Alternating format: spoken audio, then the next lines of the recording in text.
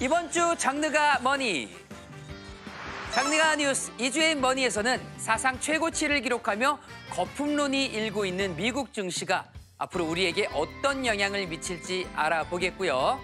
장르가 투어, 세계와 지역의 돈 되는 이야기를 전하는 글로컬 머니에서는 IT의 중심지가 된 중국의 실리콘밸리, 항저우로 떠납니다.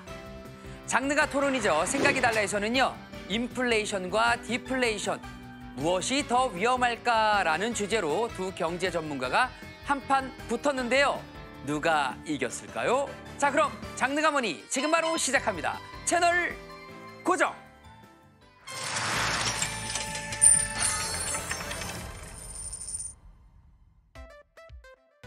장르는 단 하나.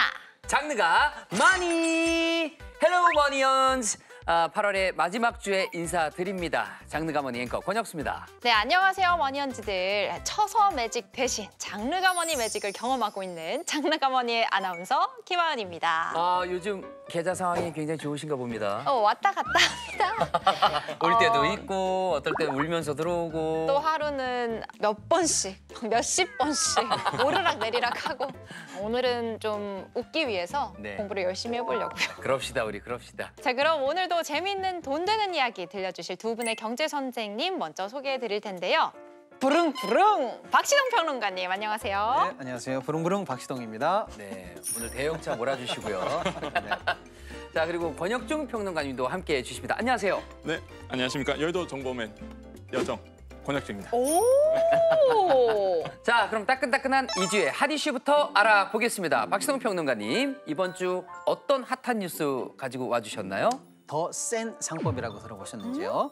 네, 우리 정부가 네. 주식시장을 선진화시키기 위해서 여러 이제 법 조치를 개혁하고 있는데 1차 상법 개정안에 이어서 2차 상법 개정안이 국회 본회의를 통과했습니다.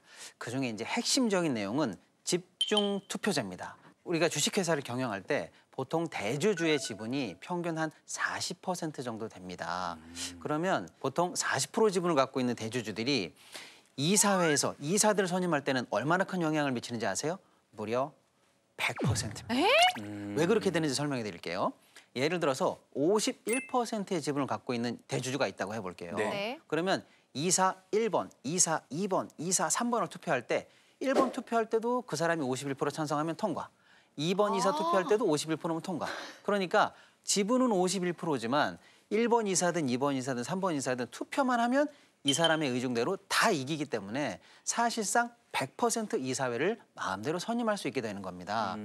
그게 일반 주주 입장에서나 코리아 디스카운트 해소 입장에서는 조금 불공정하다, 불공평하다라는 비판이 늘 있어 왔거든요. 네. 요거를 해결하기 위한 핵심적인 대책이 바로 집중투표제입니다. 뭐냐면요. 예를 들어서 이사 1번, 2번, 3번 우리가 3명을 뽑는다고 방금 예시를 들어드렸잖아요. 이때 1번, 2번, 3번 뽑을 때 우리 투표 몇 번 합니까? 3번 하죠. 하죠. 그러면 나한테 3번의 투표권이 생긴 거를 1번 할 때, 2번 할 때는 쓰지 않고 3번 할 때 3표를 몰아쓰게 된다면 그러면 1번, 2번에서는 대주주들에게 조금 지더라도 3번 이사에 대해서는 내가 3표가 몰아가니까 잘하면 이길 수도 있는 가능성이 높아지죠. 네. 그렇습니다. 그래서 복수의 이사를 뽑을 때 내가 가진 투표수를 한 사람에게 몰아주는 투표제, 이게 집중 투표제입니다. 우와. 물론 일부에서는 경영권이 조금 위협되는 거 아니냐라고 우려하는 분들도 계시는데요. 네. 기업들의 경영권을 조금 지켜줄 수 있는 대책도 필요하다라는 얘기는 또 이제 다른 측면에서 다뤄줄 걸로 보고요. 일단은 일반 주주들이 우리가 원하는 사람을 보낼 수 있는 그런 문턱이 넘어졌다라는 측면에서 아주 의미 있는 첫 발을 내딛었다. 이런 소식 전해드리겠습니다. 와. 집중 투표. 집중 투표제요. 전 투표하는 날 좀 집중하자 이런 얘기인 줄 알았는데 그런 게 아니었네요. 네. 네, 자 그럼 권혁중 평론가님은 어떤 소식 들고 오셨어요? 저는 뭐 역시 한미 정상회담, 정상회담 하기 전의 키워드와 정상회담 후의 키워드를 좀 잡아봤습니다. 네. 정상회담 하기 전의 키워드는 PR이었어요. PR. 퍼지와 그다음에 레볼루션. 그러니까 숙청과 혁명. 난리가 났었죠. 엄청난 정말 키워드였죠. 네. 그래서 이거 가지고 네. 정치 아젠다로 이거 우리가 끌고 가는 거 아니야? 그래서 좀 굉장히 걱정을 많이 했는데 다행히 이제 정상회담을 하고 나서는 이제 두 가지 키워드가 나왔습니다. 쌍피. 이게 너무 전엄한가요? 이거가? 그러면 더블 P. 네, 더블 P. 더블 P. 예. P가 두 번입니다. 하나는요, 피스. 예, 평화. 아. 예, 그래서 뭐 트럼프 대통령이 북미 정상회담에 대해서 긍정적으로 생각하고 무엇보다 한반도의 평화를 할 분은 트럼프 대통령이다 이렇게 얘기하면서 분위기를 좋게 만들었다고 그러잖아요. 네. 그래서 평화에 대한 아젠다. 또 하나의 키워드는 네. 팬이었습니다. 예, 아. 만년필 팬이었죠. 아. 워낙 트럼프 그렇죠. 대통령이 좋게 생각했다잖아요. 저는 깜짝 놀랐던 게 모나미 주가가 네. 올랐어요? 모나미 주가가 엄청 올랐습니다. 물론 그 들어가는 심은 모나미가 만들었다 얘기가 알려지고 있지만 네. 그 펜 자체는 모나미에서 만든 건 아니거든요. 네. 그럼에도 불구하고 한국의 K펜 K펜까지 나왔습니다, 지금. K펜까지 나왔어요. 우리나라의 이 문구의 기술력이 뛰어나다. 이러면서 또 관련주들이 오는 거 보면은 우리나라의 주식시장이 얼마나 그 모멘텀에 갈급하고 있는지를 보여주는 거예요. 그거 하나 때문에 크게 오르는 거 보면은 야, 우리 시장이 호재만 나오고 소재만 제공하면은 우리 주가도 또 뛸 수 있다라는 부분을 반증했다. 저는 그렇게 좀 생각해 봅니다. 근데 트럼프 형님 좀 과하게 좋아하긴 했어요. 많이 마음에 들어하긴 했습니다. 네, 맞습니다. 네. 워낙 좋아하셨죠. 네. 자, 그럼 본격적인 토크로 넘어가 볼 텐데요. 자, 혁수앵커, 네. 이번 주 토크 주제 뭘까요? 오늘은 미국 증시에 대한 이야기를 해보고자 합니다. 올해 8월 들어 S&P 500, 다우, 나스닥 지수 모두 사상 최고치를 기록했죠. 미국 증시가 그 어느 때보다 뜨겁게 달아오르고 있는데요. 지난 22일 열린 잭슨홀 미팅에서 연준의 파월 의장이 9월 기준금리 인하 가능성을 시사하며 시장의 기대감이 한층 높아졌습니다. 하지만 반대로 AI와 기술주를 중심으로 한 미국 증시 버블론 역시 커지고 있는 상황이죠. 과연 금리 인하가 투자자에게 기회가 될지 위기가 될지 이주앤머니에서 자세히 이야기 나눠보도록 하겠습니다. 와, 지금 모든 서학개미들이 지금 TV 앞으로 바짝 붙어 앉았습니다. 네, 가까이 오셔야 됩니다. 절대 놓칠 수 없는 주제를 골라 오셨는데. 저도 개미의 일원으로서 좀 지금 가까이 붙어 앉았습니다. 오, 네, 테이블 저도 가까이 붙어 앉았습니다. 오늘 진짜 잘 들어야 될 것 같은데요. 맞습니다. 자, 잭슨홀 미팅이 끝나자마자 미국 증시가 반등했어요. 코스피도 덩달아서 막 올라갔다가 다시 또 과했던 건지 내려갔다가 그러니까 왔다 갔다 하는 상황인데 평론가님 왜 이렇게 요동치는 건가요? 지난주에 있었던 가장 큰 경제계 이벤트는 역시 잭슨홀 미팅이었는데요. 미국의 잭슨홀이라는 지역에서 세계의 각국 중앙은행장들, 연준 위원들 포함해서요. 또 네. 경제 석학들, 주요 투자은행들의 수장들이 모여서 세계 경제 흐름을 논하는 그런 자리인데 여기서 파월 연준 의장의 연설이 있었습니다. 근데 연설 내용을 전 세계가 주목했거든요. 이런 내용이 나왔어요. 향후 정책 기조의 변경을 신중히 검토할 수 있다. 이 얘기가 나오자마자 시장에서는 자, 정책 기조의 변경이래라고 하면서 그건 곧 금리 인하를 시사하는 거야 라고 하니까 금리 인하가 되면 어떻게 될까요? 돈이 풀리죠. 또 대출이자도 낮아지니까 소비도 촉진되죠. 네. 또 기업들도 수익도 올라가고 유동성도 올라가죠. 그러니까 증시로 가자라고 해서 미국 증시가 빵 하고 올랐습니다. 그런데요. 하루 지나고 보니까 정책 기조의 변경을 신중히 검토할 수 있다? 이 얘기가 과연 금리 인하를 진짜로 의미하는 건가? 신중론이 하루 만에 대두가 된 겁니다. 그러자 전날 올랐던 증시의 상승세를 조금 반납하면서 다시 소폭 인하하는 흐름이 잡혔던 거고요. 아니야, 그렇다고 금리 인하의 가능성이 완전히 끝난 것은 아니잖아. 적어도 지금보다 금리 인하 쪽으로 두 발짝, 세 발짝 옮긴 건 확실하잖아. 라고 하면서 다시 또 소폭 상승을 하는 이런 옹탕냉탕의 지금 움직임이 증시에 그대로 반영되고 있다 이렇게 보시면 되고요. 그러니까 세계인들이 네. 지금 들어졌다가 놔졌다가 하는 상황입니다. 네. 근데 금리 인하 기대감에 바짝 주가가 오르긴 했지만 이게 장기적으로는 또 위험할 수 있다는 얘기도 있더라고요. 네, 그렇죠. 이제 금리 인하가 된다는 얘기는 시장이 이제 유동성이 풀린다는 얘기겠죠. 네. 시장의 유동성이 풀리면 많은 분들은 이제 투자 자산 쪽으로 자금이 이제 몰릴 수밖에 없습니다. 그러면 자연스럽게 이 거품이 생길 수밖에 없다라는 거죠. 그래서 지금 이제 금리 인하 시기와 맞물려서 AI에 관련된 종목들에 대해서 많은 돈이 몰린 상태거든요. 지금 상황을 본다면 그게 딱 AI 거품과 맞물린다는 거죠. 그래서 지금 시장에서는 지금 AI 거품론에 대해서 좀 걱정을 하고 있는 모습도 지금 나오고 있고 또 한 가지 측면에서는 이제는 가계로 본다 그러면 가계 대출이 좀 증가되는 부분도 있습니다. 아무래도 네. 금리 인하되다 보니 당연히 이제 주식을 안 하시는 분들은 이제 부동산에 또 관심을 갖게 되거든요. 맞습니다. 그럼 이제 주담대를 받아서 당연히 이제는 집을 마련하신 분들, 투자하신 분들이 생기다 보니까 가계 대출이 또 증가될 수밖에 없어요. 근데 이게 나중에 또 부메랑처럼 돌아온다는 거죠. 그래서 이런 부분들이 지금 시장에서는 맞물려 있다라고 좀 말씀드립니다. 사실 요즘 미국 주식 너무 많이 오르긴 했어요. 네, 좀 더 들어갈까 하다가도 너무 올라서 이러다가 확 떨어지면 어쩌나 이렇게 걱정되기도 하고요. 자, 진짜 거품론이 사실일까요? 거품론의 근거는 PBR이라는 게 있어요. 실제 가지고 있는 순자산에 비해서 주가가 얼마나 높으냐 낮으냐를 말하는 비율인데요. 네. 현재 미국의 PBR은 5.3배입니다. 5.3배면 가진 총 재산보다 주가가 5배 이상 높다 이런 뜻으로 보시면 되는데요. 네. 2000년 IT 버블 당시에 그때 PBR이 5.1이었는데 그 버블 당시보다 지금 PBR이 더 높은 거 아닌가? 약간 현기증 나는 거 아니야? 이런 얘기가 하나 근거가 될 수가 있는 거고요. 네. 또 하나는 PER이라는 게 있습니다. PER은 또 뭐냐면 네가 1년 내내 장사해서 벌어들이는 총 수익이 얼마야? 그럼 얼마다? 그거에 비해서 시총은 얼마나 비싼 거야? 이렇게 계산하는 거거든요. 네. 그러면 지금 현재 미국 시장의 S&P 500의 PER은 22배입니다. 쉽게 말씀드리면 1년 내내 장사한 순이익으로 22년치나 돈을 벌면은 현재 주가가 정당화된다라는 뜻이거든요. 이것도 닷컴 버블 직전 수준에 맞먹거든요. 그러니까 네. PER과 PBR이라는 대표적인 지표가 현재 최고 버블 수준에 근접했거나 능가하고 있다. 이 정도 근거가 사실은 거품론의 근거가 되겠는데요. 실제로 얼마 전에 그 오픈 AI CEO 샘 올트먼 오픈 AI CEO가 AI 거품 우려가 있다라고 실제로 말을 한 걸로 알고 있습니다. 이런 생각이 지금 지배적인가요? 이런 의견들이 많나요? 샘 올트먼이 누굽니까? AI 대표적인 CEO입니다. 그렇죠? 오픈 AI를 만든 사람인데 이런 사람이 AI에 대한 거품이 있다라고 얘기하니 당연히 시장에서는 집중할 수밖에 없는 것이죠.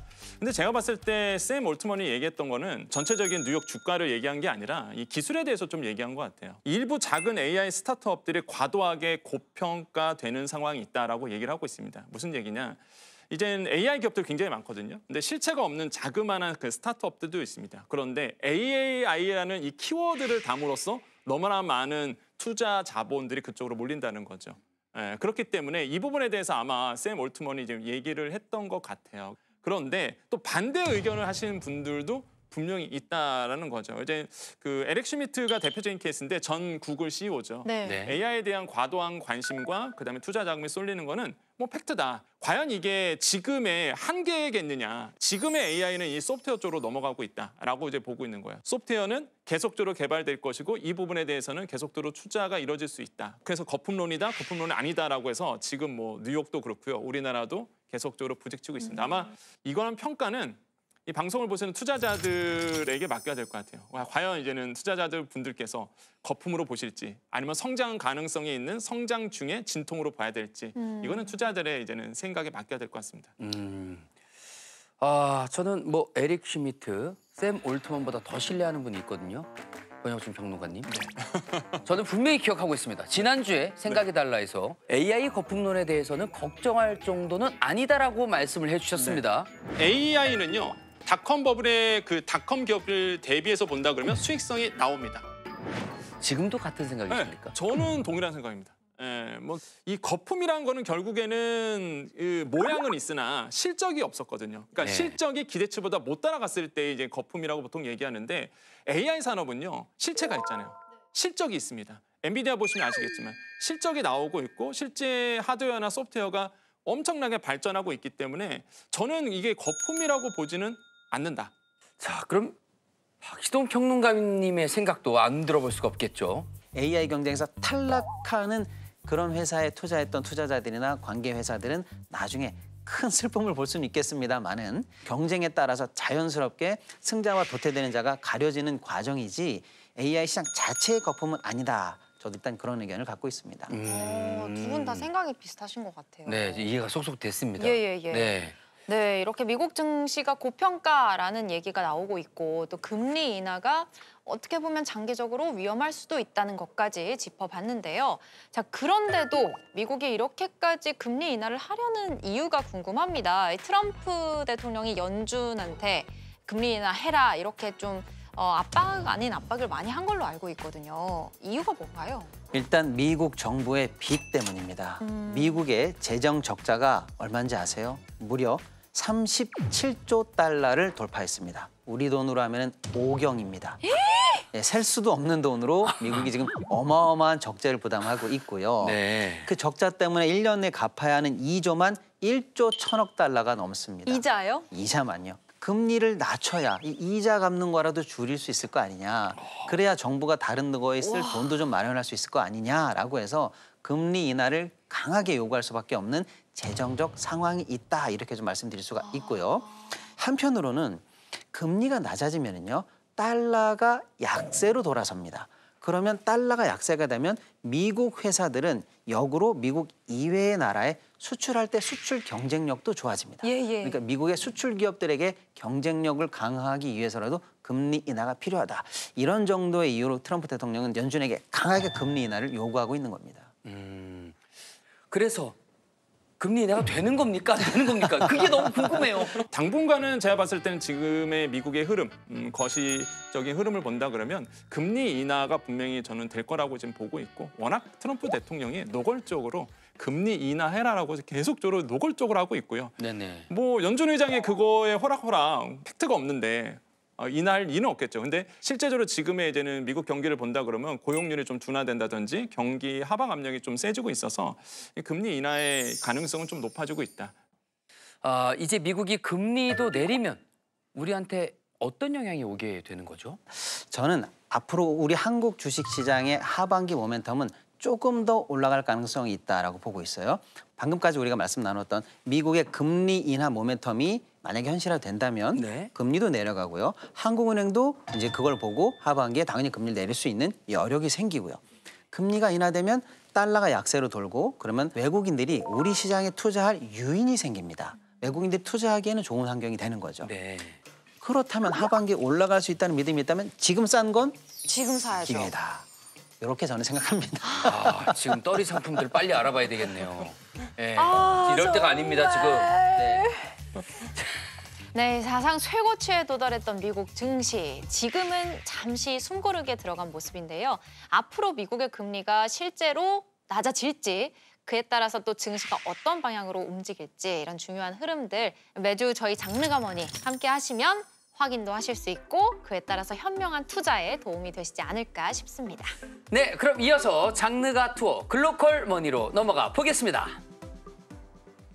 아침에도 땡, 점심에도 땡. 오늘도 변비다. 변비 오늘 밤 메이킨 생약과 양약 성분으로 부드럽고 빠르게 유쾌 상쾌 통쾌 변비엔 메이킨. 그냥 관광 말고 체험하는 여행. 셰프와 라멘을 만들고 유명한 뮤지션과 재즈 공연을 감상하거나 노트르담 대성당을 보건팀 전문가와 함께 둘러보세요. 소개합니다. 에어비앤비 체험. 이수지 누군가로 사는 걸 즐기고 있어서 삼수지 사수지 오수지 육수지 N번째의 나를 발굴중 알리익스프레스 놓치면 안 돼. 이수지부터 280 이수지까지 날 취향 마늘 알리익스프레스. 오랜만에 찾아왔습니다. 국내외 곳곳을 누비면서 숨은 가치를 찾아내는 글로컬 머니 시간인데요. 자, 오늘은 어떤 분이 어딜 다녀오셨을까요? 글로컬 머니의 터줏대감 썬킴 선생님이 비행기를 타고 저 멀리 세계 IT 산업의 선두 도시를 다녀왔다고 합니다. IT 산업의 선두 도시면 어딜까요? IT면 미국? 전혀 예상치 못했던 도시였습니다. 예상치 못했다고요? 그렇습니다. 일단 글로컬 머니 영상에서 지금 바로 확인해 보시죠. 네, 여러분 안녕하십니까. 글로컬 머니의 썬킴 인사드리겠습니다. 짠! 지금 현재 제가 나와 있는 곳이 어디일까요? 여기는 바로 중국 절강성 항저우에 나와 있습니다. 항저우. 저 아시안 게임 개최됐던 데잖아요. 맞습니다. 맞아요. 또 우리 상하이랑 가까워가지고 사람들이 아주 자주 들르는 관광도시죠. 여러분들, 항저우가 중국 IT의 중심지다라는 사실 혹시 아셨습니까? 우리가 알고 있는 뭐 알리바바뿐만 아니라 딥시크와 같은 스타트업 회사들의 본사가 여기 항저우에 있습니다. 와, 그걸 몰랐어요. 몰랐어요. 그러면 궁금하지 않으십니까? 왜 항저우가 IT의 중심지가 됐는지. 자, 썬킴과 함께 지금부터 IT 산업 투어 한번 떠나보시겠습니다. 따라오시죠. 오면 좁아. 야, 엄청 대학 넓은데요? 캠퍼스인가요? 엄청 훨씬 더 넓은데. 넓어 보이는데? 자, 저는 지금 알리바바 본사에 나와 있습니다. 마윈 회장이 설립한 그 알리바바거든요. 여기서 물건 많이 사잖아요. 저도 많이 삽니다. 그렇죠. 네. 마윈 회장 고향이 바로 여기 항저우예요. 항저우에서 자기가 만든 기업 알리바바를 키웠죠. 자, 저는 지금 알리바바 본사 내에 있는 방문자 센터에 들어와 있습니다. 아무나 들어오면 안 되죠. 신청하셔야 돼요. 마윈 회장이 알리바바를 본사를 여기 항저우에 설립을 하면서 중국 IT 기업들이 다 여기 항저우에 둥지를 트게 됩니다. 처음에 사실은 알리바바가 조금 아직은 유명해지지 않을 때 그때 들어왔던 하이크비전 등 여러 기업들이 IT 시대에서 줄줄이 성공하면서 IT의 모태로 우리가 각광을 항저우가 받았고요. 나중에 이제 알리바바가 성장하고 나서 알리바바 출신들이 이제 회사를 나가서 또 다른 IT 회사들 많이 차리지 않았습니까? 그러면서 IT 생태계가 항저우 위주로 엄청나게 풍성해졌습니다. 그래서 이제 지금은 혁신의 도시다 이렇게 각인이 되겠습니다.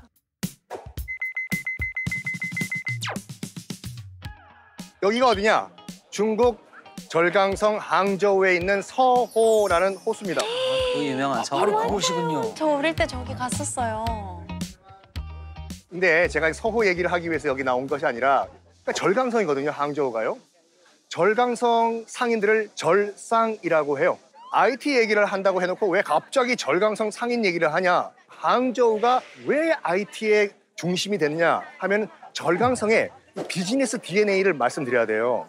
자, 역사적으로 이 절강성 항저우 사람들은 굉장히 비즈니스에 오픈마인드였습니다.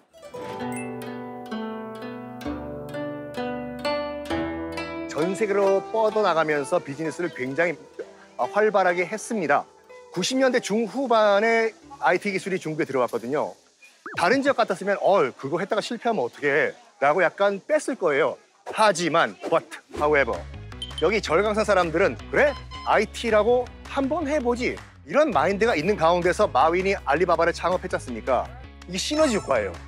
원래 변화를 적극적으로 받아들이던 이 절강성의 비즈니스 문화와 그다음에 마윈의 창업 정신이 빵 터지면서 이 절강성 항저우가 중국 IT의 중심지가 됐다 이거인데 배가 든든하면은 말도 잘하잖아요. 항저우의 역사가 녹아있는 전통 음식이 있다고 합니다. 그걸 먼저 제가 먹어본 다음에 여러분께 더 적극적으로 설명을 드리도록 하겠습니다.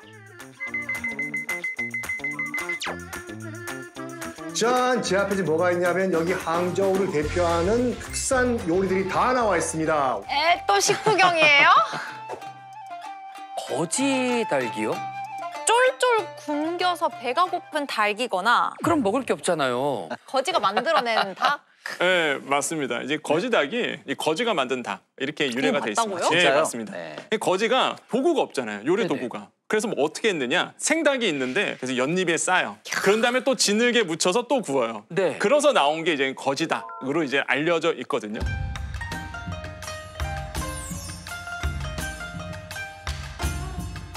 우리가 소동파로 알려져 있는 그분께서 이제 만드신 음식이고 보면 기름지잖아요.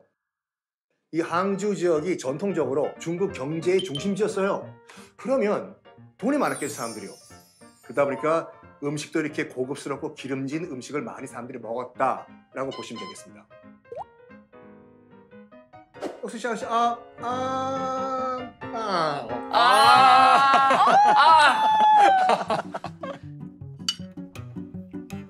맞았어, 동파요.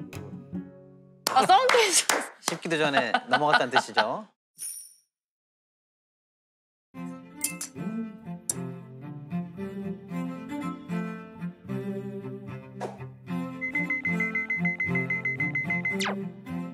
네, 전 지금 항저우 IT 전시관 앞에 나와 있습니다. 알리바바 이외에도 이 항저우와 중국을 대표하는 IT 6개 주요 기업을 융룡이라고 합니다.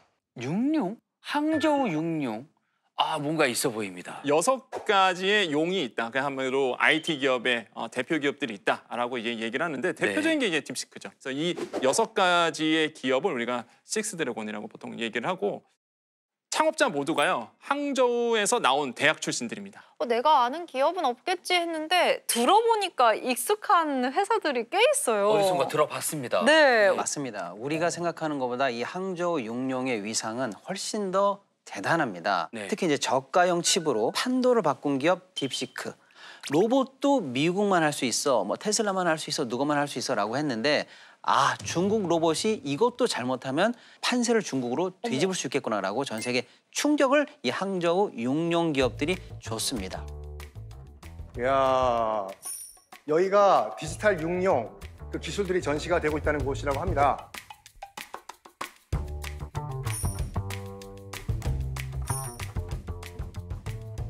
我是从韩国的.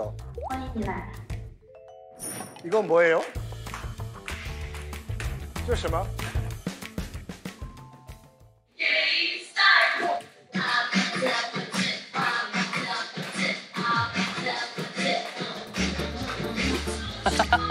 선생님. 아리랑을 추고 계십니다. 댄스 배틀까지. 싱콜라, 싱콜라. 싱콜라. 악수도 할 수 있어요. 이게 어떻게 실생활에서 적용이 되나 궁금하시죠? 위험한 곳들이 많지 않습니까? 투입을 해가지고 사람 대신 일을 처리하게 만들어주는 거죠. 자, 이게 뭐냐면요. 제가 이걸 착용을 한 다음에 손 펴져라, 손 주먹 쥐어 라고 제가 생각을 하고 그 집중을 하면은 제 생각과 똑같이 펴고 다시 주먹을 만들고 한다고 해요, 이게요. 해보겠습니다. 이게 제 뇌파를 측정하는 거겠죠? 아니 어떻게 이런 기술이 개발될 수가 있죠? 주먹을 주어라 라고 제가 집중을 할 겁니다. 생각으로, 머릿속으로.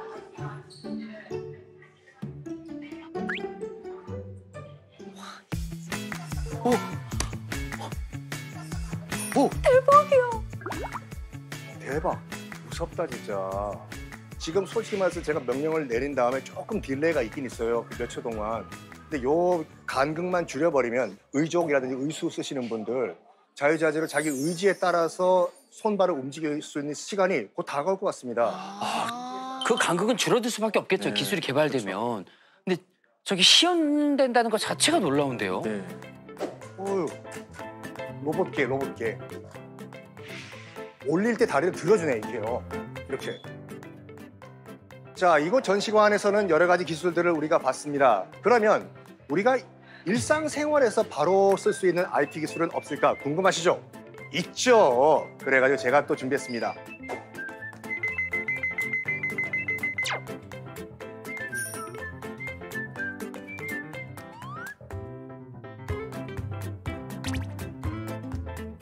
이게 다 뭘까요, 이게? 이야, 오. 야, 대충. 자, 지금 여기 이제 QR이 있는데 이걸 한번 찍어 보겠습니다.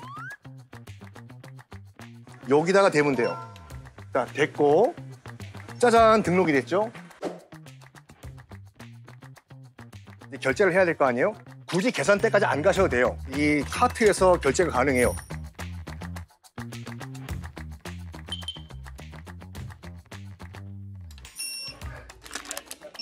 아하. 짠. 제 얼굴 나오죠? 근데 이게요, 등록을 해야 돼요.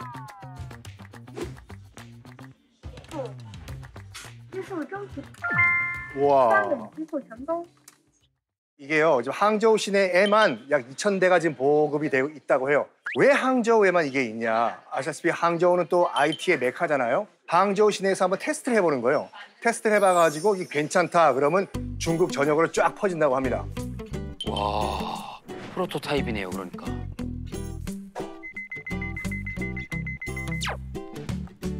자, 제가 지금 나와 있는 곳은 드림타운이라는 곳입니다. 중국어로 몽상소진이라는 곳이죠. 어떻게 보면은 그 중국 IT, 이 항저우 IT의 미래를 볼 수 있는 곳이 바로 이곳이죠. 중국의 판교라고 보시면 됩니다. 그러니까 원래 여기 인구가 한 6만 명 정도였다고 해요. 그렇지만 유입 인구가 점점 늘다 보니까 현재는 이 드림타운 주변 인구는 50만으로 늘었어요. 그러면 실질적으로 이 드림타운에서 혜택을 받는 사람들 어떤 식으로 우리가 활동을 하고 있는지 궁금하시죠? 그분들 직접 만나보러 가보겠습니다.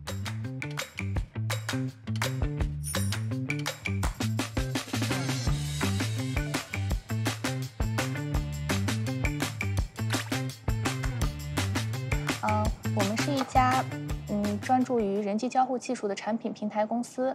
第一个呢是一个功能性眼镜，在一个传统眼镜的基础上，它具备 AI 和 AR 的能力。各位 JTBC 的观众们，大家好。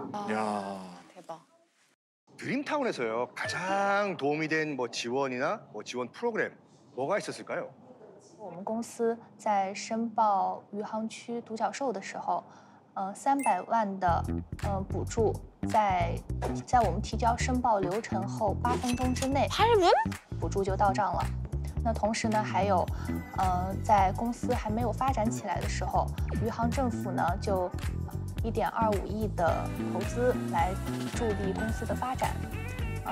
所以 Rocket 呢一定会留在杭州，留在余杭。 자, 오늘 저 썬킴과 함께했던 항저우 IT 기술 투어 어떠셨나요? 중국의 기술 발전이 정말 놀랍다, 깜짝 놀랄 수준이다. 이걸 정말 느꼈습니다. 저와 함께 쭉 갔던 코스들 있죠? 여기 일반 관광객들도 갈 수 있는 코스거든요. 중국 IT가 어떻게 발전했는지 그걸 한번 따라가 보고 싶다라고 하시는 분들은 이 길을 한번 여러분도 경험해 보시는 건 어떨까요? 자, 지금까지 항저우에서 여러분과 함께했습니다. 글로컬 머니의 썬킴이었습니다. 짜이젠! 와. 야. 아니 저는 항저우가 이렇게 IT 산업의 중심지인지는 처음 알았습니다. 항저우에 사실 놀러 가보고 싶다 이런 생각을 안 해봤는데 빨리 가서 체험을 해보고 싶을 정도로. 네. 방금 보신 곳들이 사실은 전부 다 관광지니까요. 역사 유적도 한번 보시고. 거지닭도 먹을 수 있는 거잖아요. 먹을 수 있고요. 네. 또 세계적으로 유명한 IT 회사들도 직접 가서 그 회사의 이 관광 투어 프로그램도 한번 참여해 보시고요. 저기 창업단지인 드림타운도 가셔서 다 체험해 보실 수 있다고 하니까요. 아마 뜻깊은 여행이 될 것 같아요. 왜냐? 과거와 현재가 공존하는 그런 미래도시 느낌이니까 아마 재밌는 여행이 되실 것 같습니다. 그럴 것 같습니다. 전 영상을 보면서 정말 충격이었던 게 제가 어릴 때가 한 20몇 년 전에 서울에 놀러 갔었다고 했잖아요. 네. 그때 당시에는 이런 모습이 아니었어요. 지금 불과 몇십 년 만에 지금 AI 분야에서 거의 세계적인 수준으로 급부상을 한 거잖아요. 그렇죠. 이렇게 눈으로 보니까 정말 놀랍습니다. 와, 저는 진짜 이 로봇팔 저보다도 유연하고 악수까지 할 수 있는 이 로봇팔은 정말 잊을 수가 없어요. 확실한 거는 AI 댄서가 하은 아나운서는 이겼어요. 그러니까 말이에요. 예, 확실합니다. 아니 예. 중국이 지금 어느 정도로 투자를 하고 있는 건가요? 예를 들어서 항저우시만 보겠습니다. 정책 예산을 올해 10조 원 늘리겠다라고 발표를 했었고요. 그다음에 네. 이제는 민간 기업에게 이 프로젝트가 하나 나오면 10억 원까지 이제 대출이 가능해집니다. 그러다 보니 당연히 AI 스타트업만 지금 보니까요 569개 달할 정도로 이 스타트업들이 굉장히 많다라는 거죠. 지금 말씀하신 중간에도 한두 개 더 생겼을 것 같은 느낌이 맞습니다. 훨씬 더 이제 스타트업 환경에서는 유리한 상황이 있고 그다음에 국가 정부 차원에서도 사실 중국이 이제 투자를 하고 있습니다. 중국의 R&D 예산만 본다 그러면 이게 우리 돈으로 800조 원이 넘어갑니다. 800조요? 800조 원. 이게 전체 예산이 아니에요. R&D 예산만. 네. 발전 안 할 수가 없죠. 당연히. 네. 그러다 보니 출원도 많아집니다. 특허 출원을 보면은 그 나라의 기술 개발을 알 수 있거든요. AI 같은 경우에 이제 특허 출원 건수를 봤더니 중국이 13,000개, 그다음에 미국이 8,600개로 조사가 됐거든요. 미국보다 더 많다는 거죠. 그 정도로 스타트업도 많고 이런 어떤 특허 건수도 많고 출원 건수도 많다 보니까 앞으로도 중국의 AI와 로봇 이런 최첨단 산업에 대해서는 긍정적으로 보시는 분들이 점점 더 많아질 수밖에 없다. 이렇게 평가를 해봅니다. 하지만 우리나라도 지금 엄청난 노력을 하고 있지 않습니까? 지금이야말로 AI 골든타임이다라는 말이 나오고 있는데 더 이상 뒤처지면 안 되지 않겠습니까? 네, 맞습니다. 더 이상 뒤처질 수 없다라고 이제 정부가 힘찬 시동을 걸고 있습니다. 네. 정부가 내년도 R&D 예산을 발표했는데요. 35조가 넘는 역대 최대급 R&D 예산을 발표했습니다.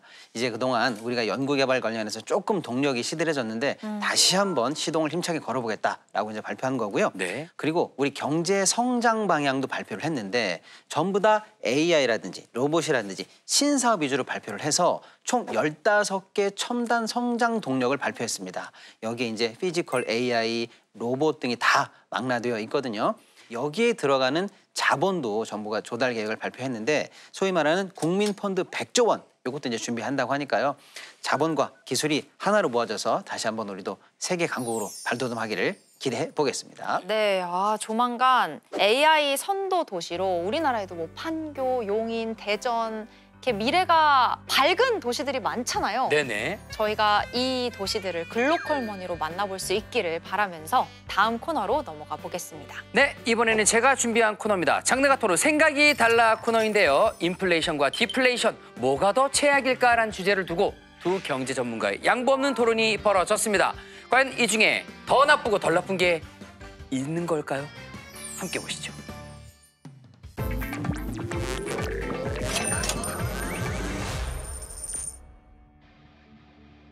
장르가 머니의 가장 뜨겁고 논쟁적인 코너죠. 전문가들의 치열한 머니 토론, 생각이 달라 시간입니다. 2014년 12월 짜장면 평균 가격이 4,500원이었습니다. 그런데 10년이 지나서 2024년 12월 짜장면 평균 가격은 7,423원이 됐습니다.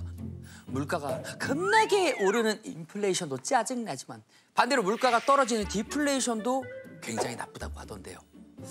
그래서 오늘의 이 질문을 준비해봤습니다. 인플레이션과 디플레이션, 뭐가 더 최악일까? 자, 이 뜨거운 질문에 해답을 얻고자 생각이 다른 두 분의 경제 고수를 모셨습니다. 주린이들의 쩐 선생님, 오건영 단장님, 그리고 경제 읽어주는 남자 김광석 교수님 두 분 함께해 주십니다. 안녕하세요. 안녕하세요. 네. 우리 김광석 교수님, 그런 오해 많이 받으실 것 같습니다. 네. 조남 때문에 이제 노래를 잘할 것 같다.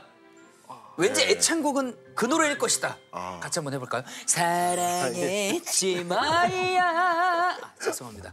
교수님 조남을 딱 듣자마자 이 노래를 부르고 싶었어요. 죄송합니다. 지겹습니다, 저는. 알겠습니다. 농담입니다, 농담. 네. 벌써부터 오늘의 토론 기대가 됩니다. 자, 그럼 단도직입적으로 질문 드리겠습니다. 인플레이션과 디플레이션, 무엇이 더 최악이라고 생각하십니까? 하나, 둘, 셋! 인플레. 디플레 이렇게 나뉘어졌습니다. 일단은 지금은 물가가 엄청 올랐잖아요. 그러면은 지금은 인플레이션입니까? 그런 셈이죠. 그런 셈이죠? 네네네. 그렇게 바라봐도 되겠죠? 네네. 사실 저는 인플레이션과 디플레이션 들어는 봤는데 설명하라고 하면 잘 못합니다. 네네. 인플레이션이 정확히 뭔가요? 네. 결국엔 쉽게 말하면 물가가 오른다 이제 이런 얘기입니다. 네. 물가가 올라간다는 걸 뒤집어 엎잖아요. 딱 반대로 생각하면은 화폐 가치가 떨어진다는 말도 돼요. 제가 예를 들어서 100만 원 캐시를 가지고 이 주머니 속에 딱 꽂고 다니면 돈 많은 거잖아요. 네. 근데 거대한 인플레이션이 와요. 그러면은 어느 순간에 내 주머니 안에 들어있던 이 100만 원이 과자 하나로 바뀌어버리는 문제가 생기는 겁니다. 그래서 인플레이션을 뭐라고 하냐면 소리 없는 강도라고 얘기를 해요. 소리 없는 강도. 최악이네요. 그렇죠. 그러나 적정하게 물가가 상승하는 건 그 나라 경제에 좋은 겁니다. 인플레는 일단 좋은 겁니다. 근데 과도한 인플레는 나쁜 겁니다. 이렇게 먼저 말씀드릴게요. 그럼 벌써 이긴 거예요. 그 선이 약간 있군요. 일단 제가 이겼습니다. 왜냐하면 디플레는 무조건 나쁜 거예요. 제가 왜 그런지 지금부터 설명드릴게요. 디플레이션은 뭐냐면 그냥 가격 자체가 떨어지는 겁니다. 그러니까 100만 원이었던 게 예를 들어서 90만 원으로 떨어지고. 근데 그거 좋은 거 아닙니까? 저는 좋을 것 같거든요. 자, 그러면 이게 왜 무서운지 말씀드릴까요? 네. 작년에 봤더니 휴대폰을 하나 살렸더니 100만 원이에요. 네. 근데 앞으로 가격이 떨어질 것 같아라고 마음을 먹고 있어요. 네. 스스로. 그러면 지금 삽니까? 떨어지고 나서 삽니까? 떨어지고 나서요. 그렇죠. 그러니까 지금 소비해도 될 걸 소비하지 않죠.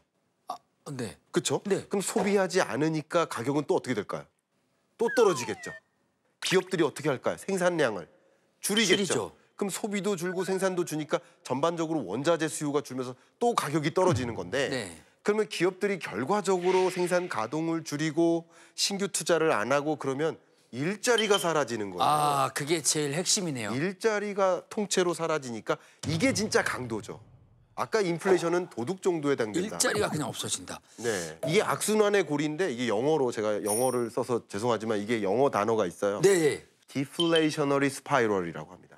아, 이게 스파이럴이 소용돌이에요. 디플레이셔너리 스파이럴.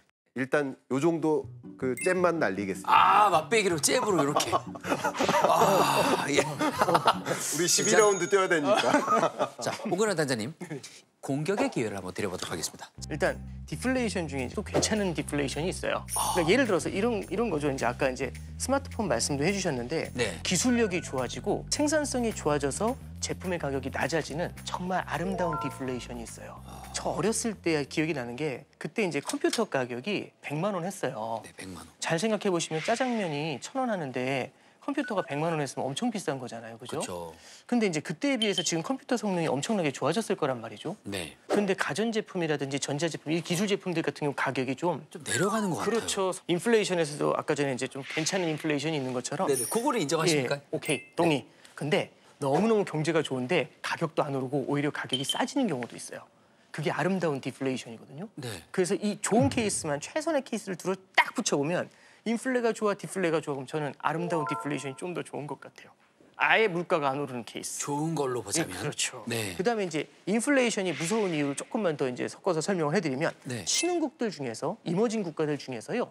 자국 화폐에 대한 신뢰도가 무너지는 경우가 생겨요. 자국 화폐에 대한 신뢰도가 무너지면 그 나라 통화 가치가 폭락을 해버리거든요.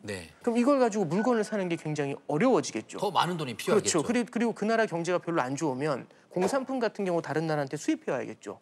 근데 이 나라 화폐 가치가 떨어지니까 다른 나라에서 수입해 올 때 이 나라 화폐를 이만큼 줘야 수입할 거 아닙니까? 줘야 되겠죠. 그렇죠. 예. 그럼 물가가 어떻게 될까요? 하늘로 올라가요. 네네네. 요즘은 튀르키예나 아르헨티나도 여기에 해당이 되거든요. 들어봤습니다. 아르헨티나는요. 작년 재작년에 100% 200%까지 올랐었어요. 두세 배가 돼 있다고 물건 가격이? 그러니까 한 달에 막 20% 30%씩 오르는 경우들도 생기고요. 그래서 이제 인플레이션 중에서 굉장히 무서운 인플레이션이 하이퍼 인플레이션이라는 놈도 있어요. 하이퍼로 가는군요. 이놈 무서운 놈이에요. 이거는 거의 뭐 예. 짜장면을 먹고 있는데 가격이 올라가는 거네요. 그렇죠. 예를 들어서 이런 거예요. 여기서 제가 끝나고 제가 커피 한 잔 모시겠습니다. 딱 한 다음에 딱 끝나서 나갔는데 커피값이 5만 원이 아니라 갑자기 5천만 원이 된 거예요. 그러면 제가 이거 못하겠다. 이렇게 돼버리는 거죠. 아, 사주세요. 5천만 원이면 쉽지 않은데. 사주신다고 했잖아요. 사드려야죠. 죄송한데 5천만 원이세요. 두 잔 1억이세요. 이거군요. 그렇죠. 하이퍼 인플레이션. 무시무시한 거죠. 자, 그런데 남의 나라 얘기가 아닐 수 있잖아요. 그렇죠? 우리나라 얘기를 한번 해보고 싶습니다. 우리나라는 다가오는 미래에 인플레이션이 걱정해야 됩니까? 지금 아니면 인플레이션 속에 살고 있는 겁니까? 우리나라는 결국에는 우리나라 내부에서 에너지의 생산이 많지가 않잖아요. 그리고 해외에서 수입을 하는 제품들도 많은 편이에요. 그러다 보면 이제 어떤 일이 벌어지게 되냐면은 에너지 가격이 뛰었을 때 우리나라가 원치 않는 인플레이션을 만날 수가 있어요. 3년 전에 러시아 우크라이나 전쟁이 있었죠. 그때 우리나라 경제 별로 안 좋았지만 기름값이 엄청 올랐잖아요. 맞습니다. 그래서 우리나라 에너지 가격이 뛰면서 우리나라도 소비자 물가 지수가 5% 6%까지 올랐던 적이 있어요. 우리가 컨트롤할 수 없는 인플레이션이 찾아오게 됐었을 때는 정말 대응하기 어려운 그런 물가 상승 아니냐. 그렇게 정리해 드릴게요. 아, 그렇군요. 그래서 뭐 친환경 에너지, 뭐 그런 것도 대체 에너지에 대한 관심이 필요하겠죠. 굉장히 높아졌었던 거고. 자, 김광석 교수님, 어떻게 같이 좀 귀신의 집에 들어갔다 온 느낌이 나지 않으십니까? 네, 저는 희망을 좀 받습니다. 어떻게 싸울 수 있을지. 혹시 이런 사례가 있습니까? 일단 우리나라는 단군 일이 없었잖아요. 경험했다고 가정할 수 있는 나라가 일본입니다. 일본이요? 네, 일본이 너무나 유명한 수식어죠. 잃어버린 30년. 잃어버린 30년. 왜 잃어버린 30년이냐면 30년 전에 일본의 GDP와 지금 최근에 일본의 GDP가 거의 비슷해요. 30년 동안 그리고 그 자리에 그냥 있었군요. 그냥 있어요. 월급이요. 계속 줄어요. 줄거나 같아요. 근데 잘 보세요. 세계적으로는 평균 한 3.78%씩 GDP가 늘어나고 있어요. 너도 나도 임금의 레벨이 올라갔는데 일본은 임금의 레벨이 떨어지니까 기본적으로 다른 대외 국민들을 만날 때 자괴감을 느낍니다. 마이너스 금리까지 도입했어요. 물가 상승률을 올리려고. 근데 마이너스 금리까지 도입했는데도 말을 듣지 않아요. 이게 뭐냐면 유동성 함정이에요. 아무리 재정을 투입하고 아무리 금리를 인하하고 그래 돈을 써 보아도 안 살아나요. 이 위축된 이 심리를 깨지 못하는 거예요. 그러니까 아까 말씀드렸던 소용돌이에 빠지는 거예요. 그러니까 디플레이션 소용돌이에 빠졌었던 거예요. 자, 잃어버린 30년 기간에 일본처럼 디플레이션의 늪에 빠질 수가 있습니까? 최악의 상황을 가정하고 대응해야 된다라는 관점에서 네. 가능성이 좀 높다라고 의견을 드리겠습니다. 오히려 일본보다 더 가혹한 디플레이션 현상에 놓일 수도 있다. 우리나라가 구조적으로 물가 상승률이 점진적으로 둔화되는 흐름에 놓여 있어요. 경제 성장률도 14.9%에서 올해 0.8% 정도로 둔화되는 흐름에 있어요. 둔화되는 경로에 있다가 2020년부터 22년 동안 이상한 일들을 경험했죠. 팬데믹, 러우 전쟁, 이상한 일들. 그러면서 갑자기 인플레를 만났던 거예요. 네. 근데 이 인플레가 오히려 일시적인 인플레라는 거예요. 구조적으로 우리나라는 디플레이션 현상에 놓일 가능성이 더 높은 상황이라고 판단하기 때문에 그 상황으로 직면하지 않도록 고민을 해야 되는 게 아닌가 하는 의견을 갖고 있습니다. 저도 김광석 교수님 말씀이 굉장히 뼈에 와닿는 게 우리는 지난 30년 동안 대중 수출이라는 굉장히 중요한 아이템이 있었어요. 근데 우리가 이제 그 수출이라는 대중 수출이라는 큰 아이템에서 벗어나게 되면은 우리는 뭔가 새로운 먹거리가 있어야 되지 않습니까? 그렇죠. 그 새로운 먹거리를 못 찾았었을 때 그때는 이제 우리나라 경제가 여태까지 겪어보지 못했었던 새로운 시면으로 빠져들 수도 있는 거거든요. 참고로 23년도부터 우리나라가 31년 만에 대중 무역 적자예요. 그 얘기는 뭐냐면 30년 동안 중국에서 무역 흑자를 내면서 달러를 벌었거든요. 네. 근데 지금은 달러를 중국에서는 달러를 벌지 못하고 있는 거고 대미 무역 흑자가 굉장히 컸는데 최근에 이제 트럼프한테 관세 맞고 있는 거잖아요. 그렇죠. 네, 그러면 이제 과거보다는 성장이 굉장히 많이 정체될 수도 있는 케이스죠. 그런 일이 안 일어났으면 좋겠어요. 그거는 당연히 우리 셋 다 그 의견이 틀리기를 바라야 되는 거고 틀려야죠. 예, 그래야죠. 그러니까 이게 성장을 해야 되니까요. 대비는 해야 되잖아요. 이게 인플레이션이라고 디플레이션을 하고 이렇게 가만히 앉아 당할 수는 없잖아요. 우리 투자자들 어떻게 대응을 해야 되는 겁니까? 인플레가 오면 긴축의 시대가 또 시작돼요. 긴축 정책이 시작돼요. 예, 그럼 자산가들이 돈을 어디로 옮길까요? 전 자산가가 아니어서 모르겠습니다. 은행으로 옮깁니다. 금리가 올라가니까. 은행으로 갑니까? 예, 모든 게 투자입니다.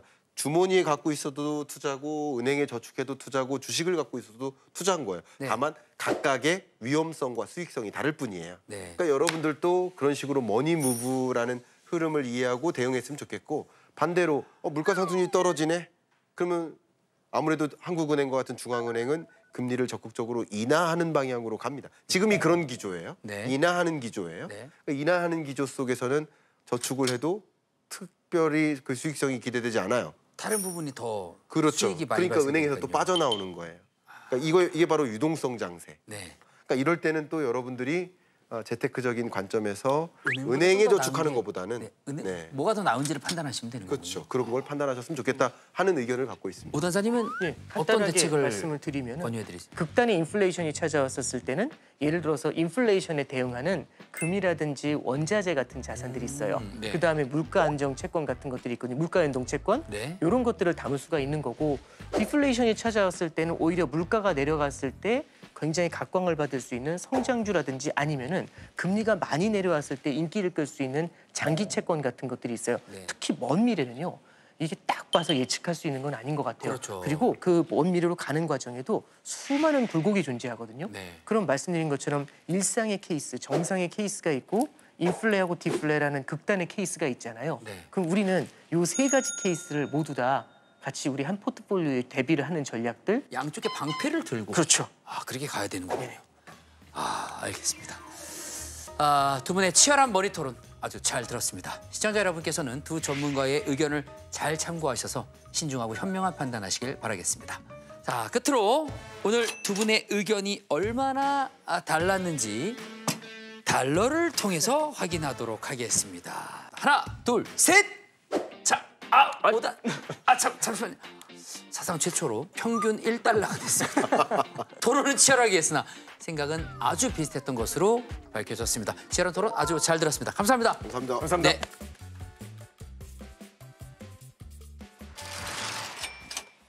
와 진짜 귀신의 집에 다녀온 기분입니다. 고르기가 참 어려운 문제인데. 무시무시하죠. 네. 근데 진짜 궁금한 게 우리나라 경제에는 그럼 인플레이션과 디플레이션 중에 뭐가 더 안 좋은 겁니까? 뭐가 더 위험한 겁니까? 우리나라 같은 경우 지금 현재 상황으로 본다 그러면 이제 디플레이션입니다. 왜 그러냐면 생산 가능 인구가 점점 더 떨어지고 있다는 게 문제예요. 예, 출산율이 떨어지다 보니까 노동 생산성이 나오지가 않습니다. 그러다 보니까 이 장기 침체로 가는 게 아니냐라는 우려스러움이 나오고 있고요. 그래서 지금 뜨고 있는 종목이 있죠. 예, 미국과 한미 협상부터 시작해서 그다음에 노란봉투법, 그다음에 우리나라 저출생 문제와 맞닿아 있는 하나의 공통점 하나가 있습니다. 로봇입니다. 네. 해결을 할 수 있는 어떤 유일한 방법은 돌파구니까. 로봇이에요. AI와 로봇입니다. 왜? 생산 가능 인구 줄어들죠? 로봇이 대신해줘야 됩니다. 노란봉투법 튀어나왔어요. 그럼 어떻게 됩니까? 결국에는 노동자들 쓰지 않을 거예요, 기업들은. 로봇으로 갑니다, 다. 네. 예, 그러면 결국에는 공통점은 뭐다? 로봇주예요. 이 휴머노이드에 대해서 관심을 가질 필요가 있다. 이렇게 좀 말씀을 드립니다. 네, 저도 평론가님 의견에 동의하고요. 이제 디플레이션이 사실은 더 걱정을 해야 되는 부분인데 저는 걱정을 조금 더 해서 만약에 지금 우리가 디플레를 확실하게 탈출하지 못한다면 자칫하면 스태그플레이션 초기로 진입할 가능성도 저는 생각해야 된다라고 말하고 싶습니다. 스태그플레이션 그게 더 안 좋은 거 아닌가요? 네, 맞습니다. 스태그플레이션은 두 용어를 합친 용어다라고 보시면 되는데요. 하나는 스태그네이션, 뭐냐면 경기 침체입니다. 또 하나는 인플레이션, 물가 상승이죠. 이 둘을 합쳐서 스태그플레이션이라고 하는데 사실은 물가도 오르고 경기도 나빠지는 아주 고통스러운 두 가지 조합이 동시에 나타나는 현상을 스태그플레이션이라고 합니다. 예를 들어서 우리가 열이 나요. 그러면 얼음팩을 하면 되고 또 몸에 한기가 느껴져요. 그럼 이불을 덮으면 되는데 이 두 가지 증상이 다 나타나면 도대체 이불을 덮으라는 걸까요? 얼음팩을 하라는 걸까요? 갈피를 잡을 수가 없겠죠. 그렇죠. 그래서 굉장히 처방이 어려운 중증 중의 증증을 스태그플레이션이라고 하는 겁니다. 더 깊은 수렁에 빠질 수도 있는 거군요. 우리 경제 상황을 보면요. 방금 평론가님 말씀해 주신 것처럼 경제 성장률이 굉장히 둔화하고 있어요. 지금 거의 4년 연속으로 계속 음의 성장을 지금 기록하고 있거든요. 그러니까 확실하게 우리의 성장의 엔진이 지금 불이 꺼진 거 아니냐라는 게 우려되고 있는 부분이 있고요. 그런 와중에 사실은 자산에 버블이 많이 들어가 있다라는 평가도 있습니다. 부동산이 사실은 아파트 같은 경우는 너무 많이 올랐거든요. 또 거기에 수많은 사람들이 연끌도 했고 가계부채도 많이 몰려 있고 하다 보니까 가처분 소득이 많이 떨어졌어요. 성장도 둔화되고 자산 가치는 약간 거품이 껴있고 굉장히 위험한 상황에 초입해 있다라고 저도 진단을 하고요. 결국에는 경제를 혁신해야 되겠죠. 그래서 새 정부가 하고 있는 AI라든지 로봇 산업이라든지 바이오라든지 해서 신성장 동력이 제대로 성과를 발휘할 수 있도록 해야 될 것 같고요. 부동산 관련해서 지나치게 버블이 끼지 않도록 현금 유동성이 그쪽으로 흘러가는 것들을 적절히 통제해 가면서 관리해 가야 될 것 같습니다. 네, 근데 이렇게 말씀 듣고 나니까 우리 경제 정말 걱정입니다. 위험이 도사리고 있는 상황인데 잘 대비해서 아무쪼록 건강한 인플레이션 그리고 아름다운 디플레이션만 우리나라에 있기를 바랍니다. 자, 여러분들의 생각도 유튜브 댓글로 많이 남겨주세요. 네, 저희가 준비한 소식은 여기까지입니다. 오늘도 유익한 정보 많이 얻어가셨길 바라면서 여러분 이번 주도 모두 부자 되세요. 제발. 막 들어와라.